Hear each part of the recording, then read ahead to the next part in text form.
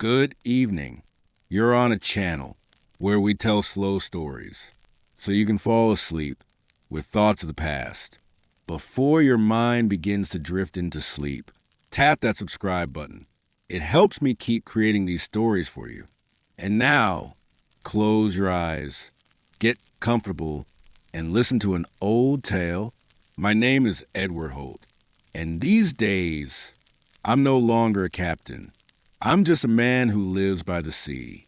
My house stands on a rise among sand and pine trees, where the wind always smells of salt, old timber, and smoke from the stove.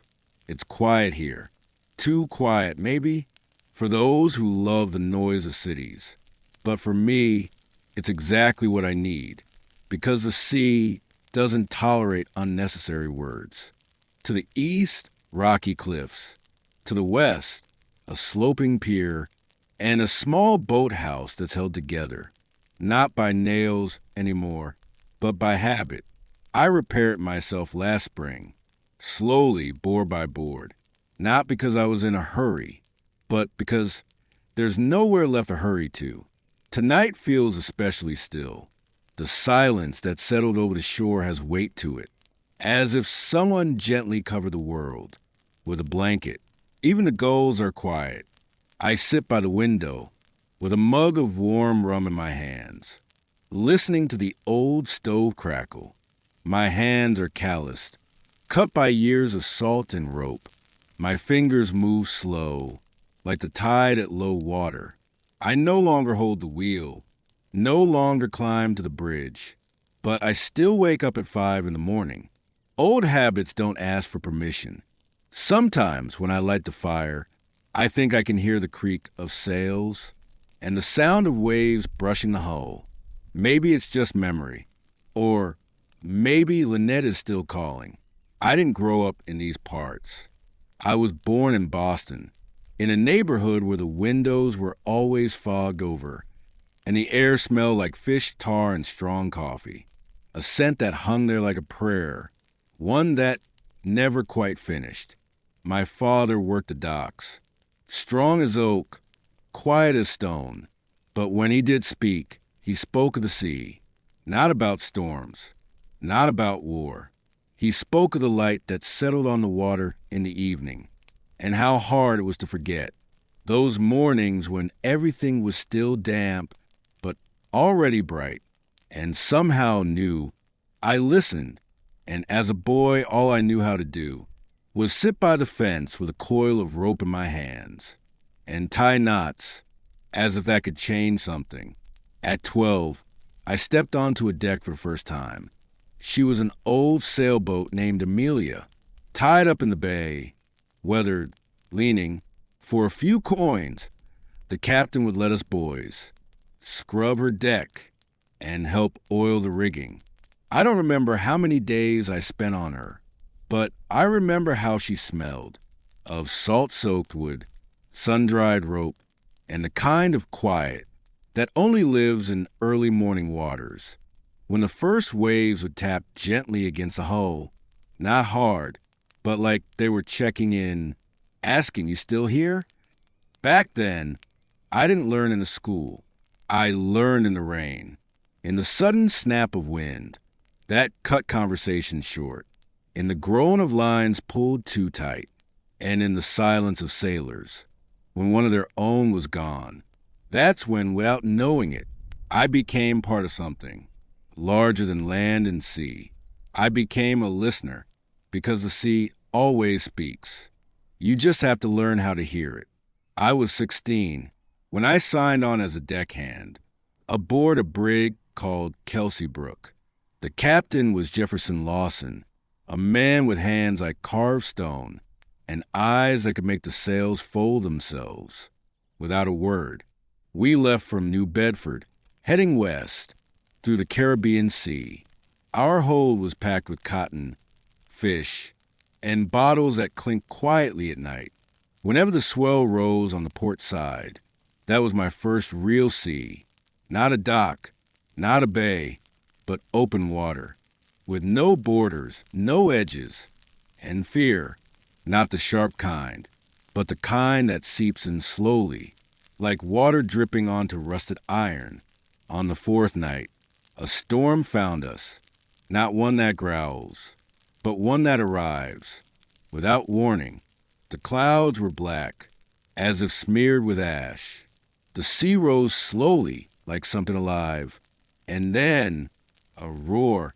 The sails burst, as if the ship's soul had torn open from the inside. The deck split beneath our feet. I don't remember it all, just voices, shouting, and darkness, a kind where even the sky goes missing. We lost two men. One of them was Ellis. He taught me how to read stars on a chart. He used to joke that when he died, he'd come back as a seagull and scream in my ear every morning. When the storm passed, all that remained was his knife, small with a wooden handle. I took it. Since then, I haven't worn charms or tokens, just that knife. Quiet, simple, like a memory that prefers not to be disturbed. After Kelsey Brook, there were many voyages. Italy, Madeira, Buenos Aires. The sun burned our backs. The wind struck us in the chest. And at night, we warmed ourselves by lantern light and brewed coffee in old pots, as if it were a ritual, holding the world together. I learned in silence. From every captain, I took something. From one, discipline. From another, patience. But most of all, I learned from the sea, because it doesn't teach with words. I became a captain at 30. By then, I had a touch of gray in my hair, and more than a few scars. But I felt, for the first time, that I could not only command a ship, but hear it, the way one hears a living thing. Lynette, I first saw her in Baltimore. Dry dock, worn, quiet, but with sails folded, as if she still remembered how to drink the wind. She'd been bought at auction. Most thought she was ready for scrap, but I couldn't look away. There was a crack in her, not in the hull, but in the soul.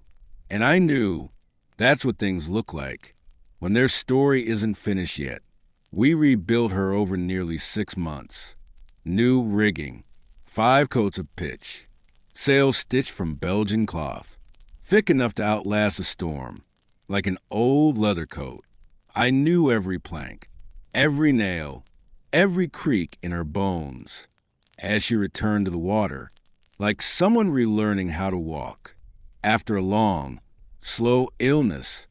And when we finally set out on our first voyage together, I stood at the helm. And I didn't feel pride, I felt peace, because Lynette was breathing, which meant she was alive. Lynette and I, we spent many years together. She wasn't the fastest, she wasn't the strongest, but not once did she fail in a storm.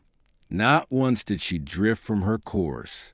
We sailed to Portugal, carried textiles to Liverpool, returned with fish from Newfoundland, and once we went as far as Morocco, where the night is so dark, the stars look bigger than the moon. The crew was small, but true.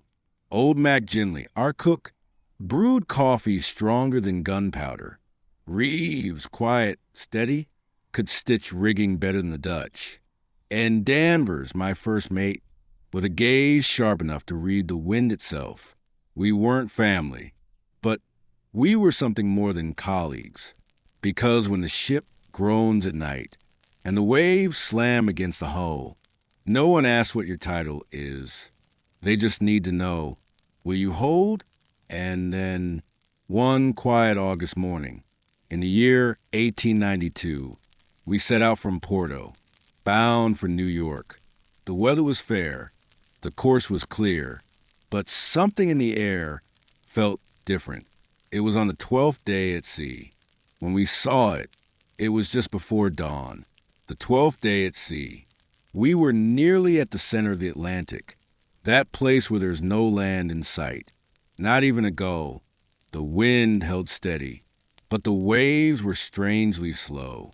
as if the sea itself had dozed off or was waiting. I stood on the bridge, my fingers tracing the face of the compass, and for the first time in days, the needle felt hesitant. Captain, I heard. It was Danvers. His voice was soft, as if he didn't want to disturb the air around us. Light ahead. I raised the spyglass. Far off on the horizon, a faint gray shape, a single lantern, no flicker, no signal, just glowing.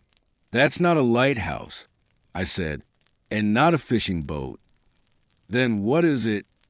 Murmured Mac Ginley, stepping out of the cabin, with a mug of coffee in his hand. We adjusted course. Slowly, no rush. Someone crossed themselves quietly on deck. As we drew closer, we saw it, a small boat, single-masted, Breton design. The hull was wet, but not broken. Sails down, mast intact.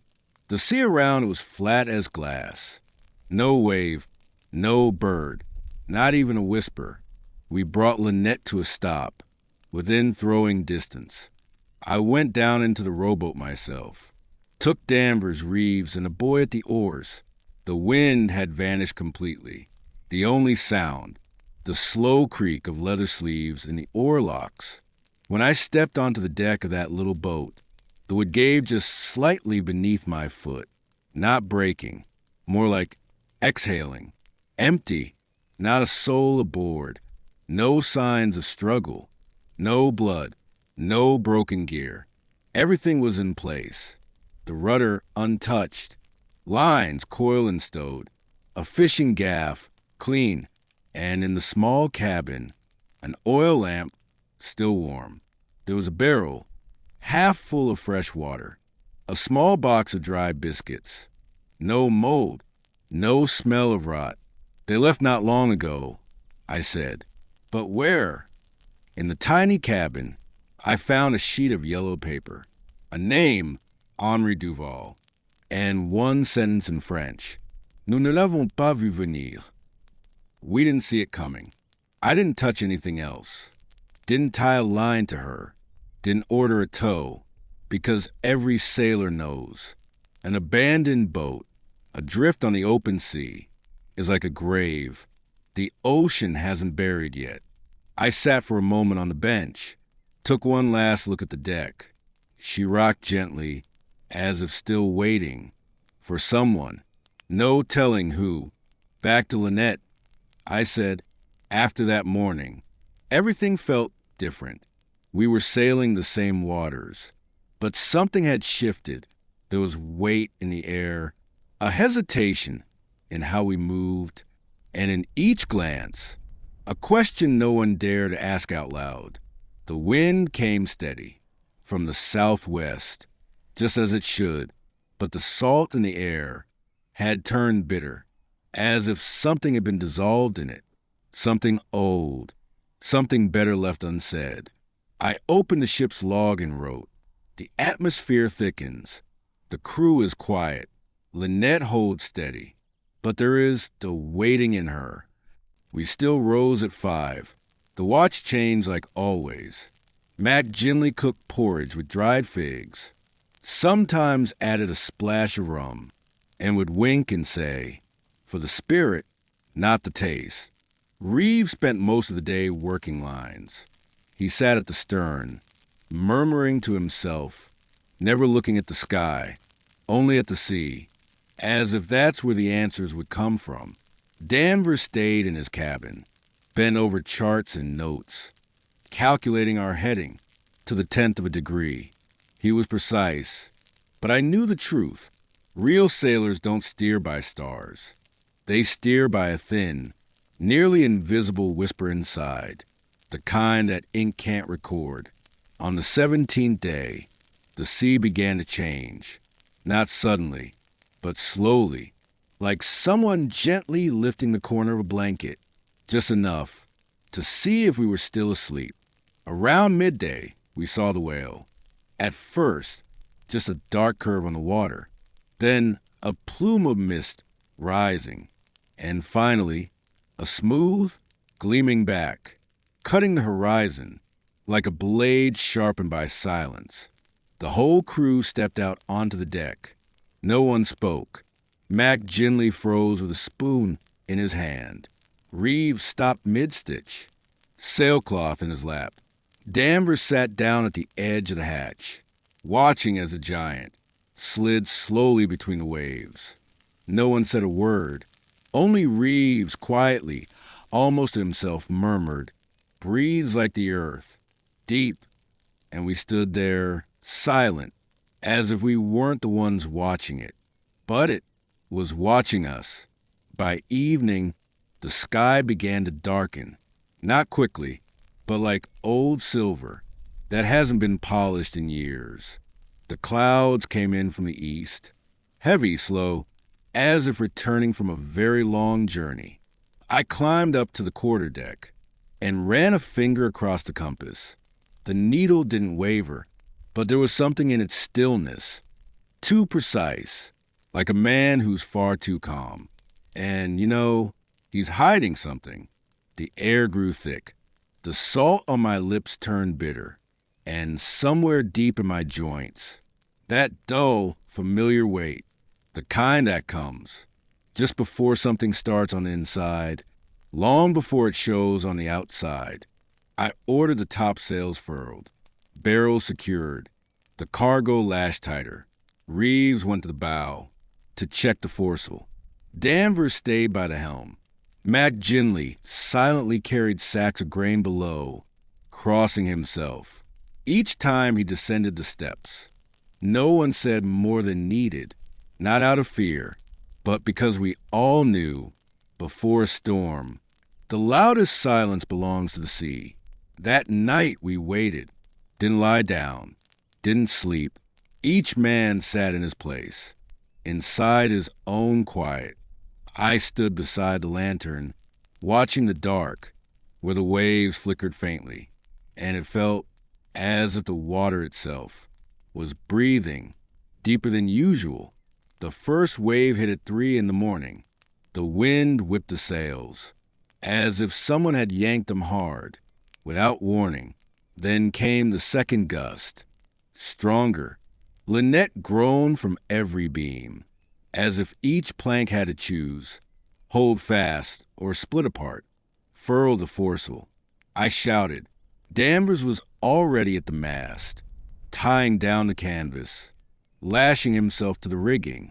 Reeves dragged wet lines across the slick deck. Mac Ginley stood at the hatch, holding the door to keep it from flying off, tossing sacks into the lower hold. The rain didn't fall in sheets. It fell in weight. Each drop struck the wood, like stone. The deck turned slick, as if someone had poured oil across it. I gripped the wheel. The ship pitched, but she held. We left only the mainsail barely trimmed, enough to keep our heading. But every gust pulled the ship, like it meant to rip the roof clean off the cabin. Lightning struck to starboard. For a second, everything flashed. I saw Mac Ginley, soaked through in his old coat, holding a bucket. He didn't move, just gave me a nod, as if to say, "We're still holding."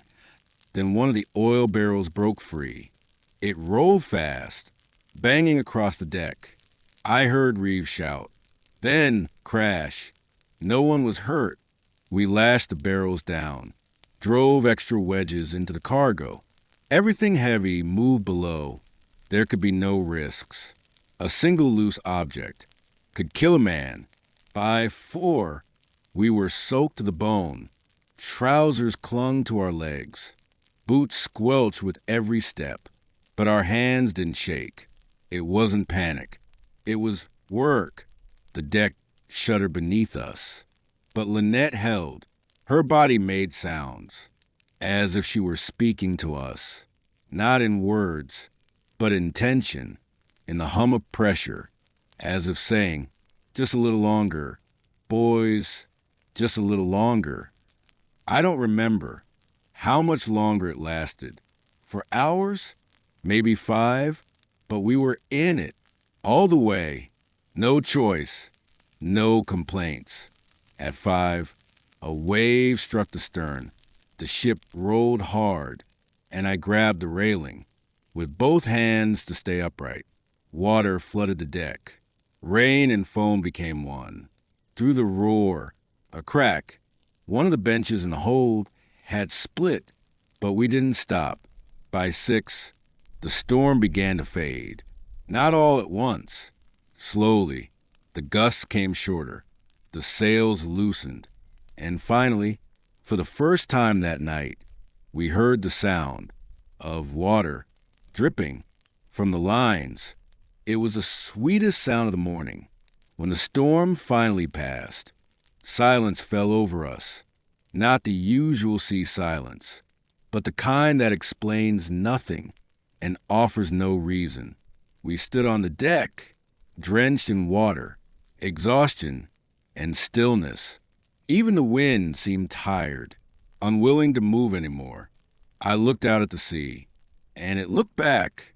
No anger, no mercy, just being. Each of us returned to our duties. Reeves checked the rigging. Danvers marked our course in the logbook. Mac gently boiled water, quietly, without humming a tune. He always hummed, even in storms. I tested the helm, solid. The sails were worn, but held. The lanterns, intact. The compass, steady. Lynette had stood her ground. We hadn't lost a single man. Not one, though it could have gone differently. I've seen storms that sent ships home with only half their crew. We sat on deck, hands wrapped around warm mugs of water. The rum stayed in the hold, save for port, because right after storm is when you most want to quit and least can afford to. No one bragged. No one joked. We just watched the waves. And in our own quiet ways, each of us tried to understand what exactly we had just lived through. On the second day, we set sail again, slowly, without hurry. We trimmed the sails with care, as if they were living wings. The sea had gone soft, like a blanket, laid over the shoulders of an old man. The sun appeared, for a few minutes at a time, then slipped back behind the clouds, as if it too was unsure whether to stay or wait for something else. On the third day, land, ships in the distance, and smoke above rooftops. Halifax. We arrived at dawn. The sea still held traces of sleep, soft, still, like an old tablecloth. That remembered feast long gone. The port welcomed us with rain. Not a downpour, but a steady, patient kind, falling not to soak, but simply to be. The shore was damp. The wooden steps were slick, and water dripped slowly from rooftops, as if each drop knew exactly where it was meant to fall. I stood by the helm until the anchor touched the bottom, a dull sound, like a thought better left unspoken. Then everything moved quickly, lines cast ashore, rigging stowed, clothes hung to dry. The crew scattered in different directions. Reeves walked to the pier, sat on a crate, and stared at the water. I didn't ask what he saw. Some things are better unnamed. Matt Ginley said he wanted a new vest, green, to look like a Christmas herring, he smirked, and headed for the tailor. He always joked when he didn't want to talk about being tired. Danvers disappeared into a city alley, leaving just a gesture. I know where we are. I stayed aboard a few minutes longer, walked the deck, ran my hand along the railing, touched the wheel as if to thank a person. Because Lynette hadn't broken, hadn't faltered, then I stepped ashore. In the rain, hands in my pockets, in my old coat that smelled of smoke and salt and a few lifetimes. Halifax was just as I remembered it. Cobblestones, veal frying in the market, canvas stretched over tavern doors, and beer that smelled of oak. I stepped into the same old tavern. Low ceilings, worn walls, and the bartender, an old Scotsman I'd known since '86. "Storm," he asked. "As always," I said. "You alive?" "More or less." "But yes." He only nodded and set a mug in front of me. Didn't ask what I wanted. I sat in the corner. Rain tapped at the windows. Ships outside rocked slowly, as if trying to fall asleep. I looked at the wooden ceiling and thought, maybe peace is just this, to sit somewhere warm and not have to explain anything at all. I sat in the tavern, my mug now barely warm, and the world beyond the window slowly faded into the hush of an evening rain. And just then, she returned to me, Luthia, not in voice, not in face, but in scent of dried mango, coffee grounds, and the salted air that hovers above warm sand. It was many years ago, on the island of São Vicente, back when I still believed that each voyage could lead not only to a new shore, but to something true. She sold dried fruit near the docks. Her voice, deep, hoarse, her eyes dark like gulls circling before a storm. She never laughed at others' jokes, but she could say a single sentence, and it felt like you had lived the whole day over again. I came every evening, sat on an overturned crate, and listened. Stories of her father, a fisherman who sailed without a compass. Dreams that smelled of cardamom and ash. The wind, she said, understood more than people ever would. On the fifth day, I gave her a compass. Broken, its needle spun in slow circles. Refusing to choose a direction, she took it, smiled, and said, "It's just like my heart. When you're near, it spins in every direction." On the sixth day, we set sail. I left her a note and that same compass. I wrote, "I'll return if the waves ever show me how."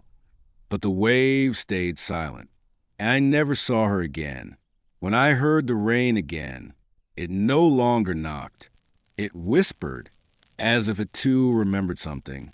I finished my drink, stood, and stepped outside.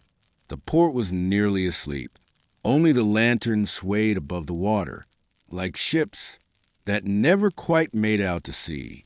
At dawn, I returned to the ship. The silence on deck was familiar. Not empty, just calm. Lynetta was waiting, not rushing, not longing for the open sea. But she knew another journey lay ahead. I ran my fingers along the railing. The wood was damp from the rain, but alive, warm, with that same old crack by the helm. That always looked like a smile. We set off beneath the morning fog. The channel hid itself beneath a milky veil, and the lighthouse blinked its yellow eye from shore, as if unsure whether to say goodbye or ask us to stay a little longer. Denvers was at the wheel. Reeves checked the knots. McGinley silently lit the stove below. Everyone knew we were heading back to Europe, but no one said, forever. They didn't need to. The sea was calm. No gusts, no strain. Even the gulls were silent. And I thought, the greatest unease comes on days like these. Quiet, almost too quiet, because that's when the mind begins to drift inward. In those days, I often stood on the deck and looked up at the sky, not because I had to, but because it's what sailors once did. They navigated by stars, not by charts, not by logarithmic tables, by the sky. Each star had a name, a story, a temperament. Some said there are stars that never betray, but only those who've lost something at sea are able to see them. I remembered how my first bosun taught me to find the North Star. "Don't just look at it," he said. "Listen, it doesn't speak, but it points." Back then, I didn't understand. Now I do, clearly, because in old age, even stars don't guide the way. but rather that feeling within you which no compass can measure. One evening, when the sky was clear as glass, and even the wind refused a sigh, I sat by the lantern, wrapped in my old blanket, and looked up at the masts as if seeing them for the first time. And suddenly I remembered how it all began. A little boy at the port, a deck he was allowed to scrub, and that first scent, salt tar, old rope. How many years ago was that? 30? 50? And yet it was still here, inside me, in the wood of this ship, in every knot my hands had tied. This voyage felt different, not because of any storm, not because of weariness, but simply because I knew this one would be the last. Not because the ship was old, not because we were no longer needed in these waters, but because some things simply reach their shore, without drama, without breaking. They just arrive. It was the second to last night at sea. The shore was still out of sight, but the scent of land had already begun to seep through the fog. It's a particular kind of scent, damp, spiced with a hint of smoke, one you can only notice after a long voyage. The crew was asleep. Denver's remained on watch, but even he sat quietly, wrapped in his coat. Lynetta glided through the waves slowly, like an old woman walking across a room, no longer calling to anyone, but still standing tall. I stepped up onto the deck. No coat, no gloves. I wanted to feel the dampness, the kind the body remembers better than the mind. The sky was deep, the stars sharp like nails hammered into a wooden sky. And once again I thought of how sailors once charted their course, not by instruments, but by the light they saw with their eyes, and the feeling that no compass could measure. I pulled out the ship's log. The last pages were already full, but I opened it anyway and wrote, "Ship intact. Crew, well, sea silent. So am I." I closed it, ran my hand across the cover, and placed it on the shelf, where things go that are no longer meant to be reopened. I sat in the captain's chair, the same one I sat in during the storm, the one that creaks on the left side.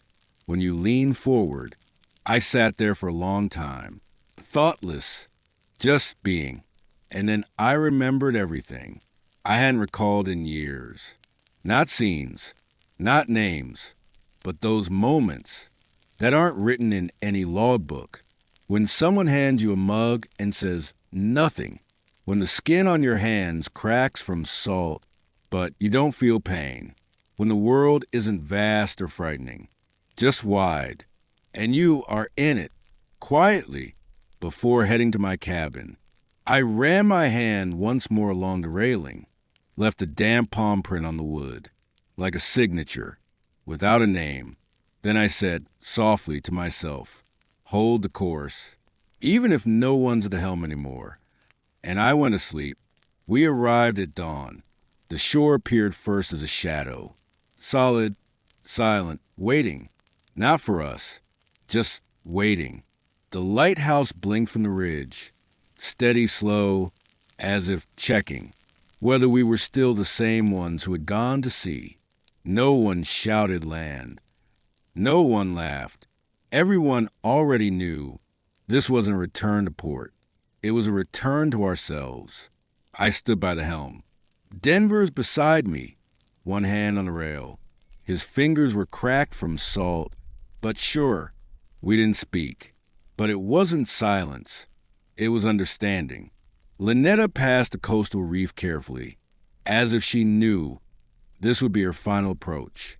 Reeves and Mac Ginley were first to step ashore. Reeves gave a quiet nod. Mac Ginley held his kitchen knife to his chest, smiled and said, "He'll still cut a little, even if I won't." Denver stayed a few moments longer, checked the rigging, touched the helm, then came to me and said, "I knew this voyage would be different." "Was it?" I asked. "It was right," he replied, and he left. I remained alone, walked slowly along the deck, ran my hand over each patch, each crack, every groan in the wood. In the hold, a single empty rum crate remained, a coil of rope, and an old box of my notes. I went to my cabin, took the compass down from the shelf, the same one, still not pointing anywhere. And now, it didn't have to. Before leaving, I placed both hands on the wheel, held it like I had in storms, in calm, in the earliest days. Hold the course, I whispered, even if no one else will be here. On land, I didn't feel relief or sorrow, only peace, the kind that comes when the last page is turned, but you still hold the book in your hands. I walked the wooden pier slowly. The sun was just beginning to warm, and the world was simple. A damn plank beneath my foot, a gull overhead, and in my pocket, nothing but warmth in my fingertips. No one was there to greet me, and I called for no one. This shore was familiar. I had once set sail from here on my first voyage. Now I had simply come back. I rented a small cottage on the cliff, overlooking the bay, a fireplace, an old table, a chair by the window, and a stove you had to light by hand. But that was good. I wake early, not from an alarm, from habit. In the morning I drink tea, look at the sky, and I don't remember events. I remember shadows left behind, storms, sails, the night glint of water, the weight of wet clothes, and the warmth when someone quietly put you on watch because they trusted you. I'm no longer a captain, but I still remember how to hold the course, even when the charts are soaked and the stars are gone, because the truest direction is never marked by an arrow. It lives in those you've lost, in the places you won't return to, and in what you've kept within you. And so this was a story, like an old leaf, fallen on yellowed ground, resting through the summer, then gone without a trace, leaving only the whisper of its passing. Thank you for being here, for walking this road beside us, for listening to the silence with us. If you enjoyed the story, please consider subscribing, leaving a comment. It helps me share these tales with others. And now, may this night be gentle to you, like a wool blanket, like rain on an old rooftop. May sleep come easily and hold the course toward peace. Good night.